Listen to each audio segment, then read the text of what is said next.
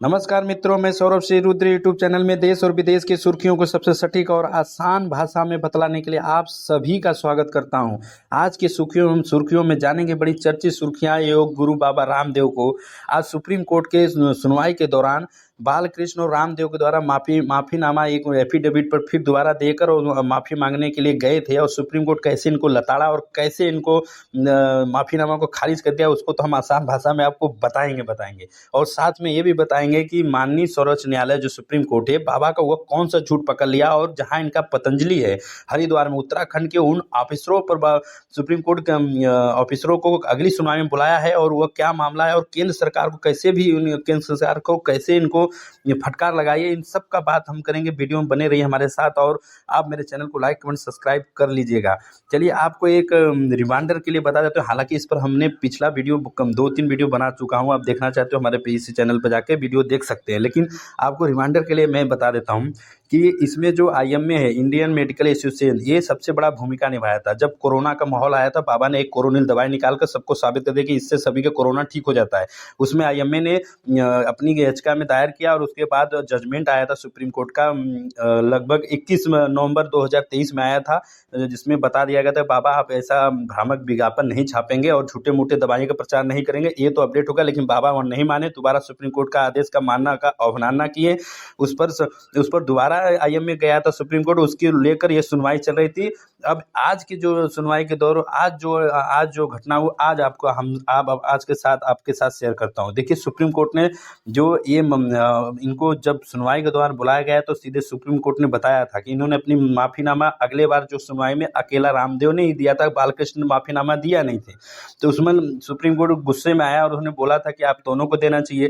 तो अब क्या किया, इस बार जो सुनवाई में गए तो दोनों दिए थे एफिडेविट, तो उससे सीधे खारिज कर दिया और सुप्रीम कोर्ट ने बताया कि हम अंधे नहीं हैं, हमें सब पता है। आप माफीनामा और आप जो हमारे आप कोर्ट का जो अवमानना किए हैं, इस पे आप कार्रवाई के लिए तैयार हो जाइए, मैं आपके ऊपर कार्रवाई करेंगे, अगले सुनवाई में कार्रवाई हम करेंगे।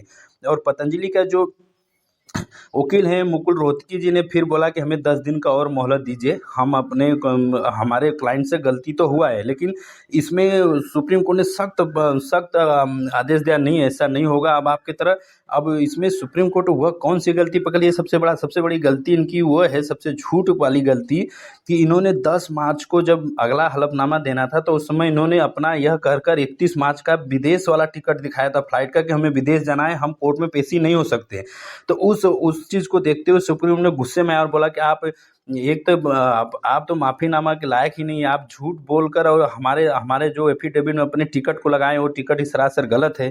और आपको बता दें कि इस बाबा की जो योग गुरु का जो सुनवाई कर रहे हैं जस्टिस अमातुल्ला और जस्टिस हेमा कोहली जी देख रही हैं, और अमातुल्ला जी ने जस्टिस बताया था कि देखिए इसमें जो लापरवाही बरती गई है, भ्रामक विज्ञापन करना और उल्टा सीधा बताना, तो इसमें उत्तराखंड सरकार का भी बराबर ऑफिसर जो वहाँ पर ड्यूटी पे है, वो उनकी भी कड़ी फटकार लगाई जाएगी। अगली सुनवाई में उनको भी बुलाया गया है सुप्रीम कोर्ट में। और केंद्र सरकार को आपको पता है, पिछले वीडियो में मैंने बताया था, उनको भी फटकार लगाई थी। फटकार लगाने के बाद एक एफिडेविट ड्राफ्ट की। अभी केंद्र सरकार अपना बचाव में क्या बोल रहे हैं, केंद्र सरकार बता रहा है कि हमने तो पहले बाबा को इनको चेताया था कि इनके कोरोनिल का जब तक आयुष मिनिस्ट्री द्वारा चेकअप नहीं हो जाता है, इसकी जांच की सत्यता प्राप्त नहीं, तब तक आप आगे न बढ़े, इनको हमने बताया था। और केंद्र और राज्य सरकार को भी हमने अनुमति दे दिया था इस पर कार्रवाई करने के लिए, और उन्होंने किया, एक्शन लिया नहीं। अब तो केंद्र सरकार भी अब पीछे हट गया, तो सुप्रीम कोर्ट बोला कोई बात नहीं, उत्तराखंड के जो ऑफिसर हैं वहाँ पर उनको भी बुलाया जाएगा और उनको भी अगले सुनवाई में जो 16 अप्रैल को बुलाया गया है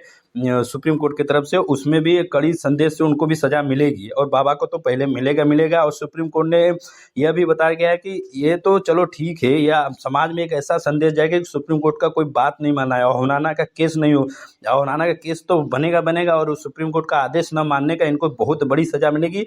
जबकि यह एक कंपनी की बात नहीं है, यह आदेश नहीं माने हैं, इस पर ऊपर सुप्रीम कोर्ट का है। अगले दिन 16 अप्रैल को जब सुनवाई होगी तब इनको बाबा को तो सजा मिलेगा, और उत्तराखंड में जो भागीदारी ऑफिसर हैं, केंद्र सरकार में ऑफिसर है, उनको भी सजा मिलेगी। इसलिए मैंने आपको सोचा यह सुर्खियां आपके अपडेट करी। अगर आपको अच्छी लगी हो तो लाइक कमेंट सब्सक्राइब करके ही जाएगा। धन्यवाद।